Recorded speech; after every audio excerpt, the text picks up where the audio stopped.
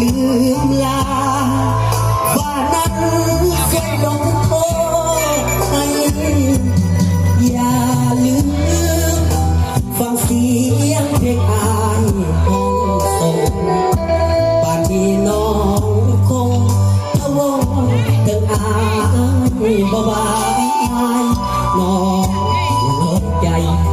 ว่าสายนี้จะลืมไหลขอจงมันในใจ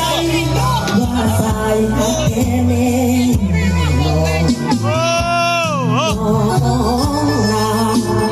จะเหมือนตัวอายบ่น้องหรือมีคู่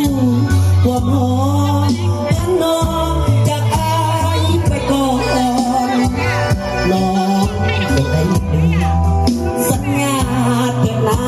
งามอนที่ไม้เป็นผู้ว่าหมอนว่าบางอ่อนตลอดสิว่า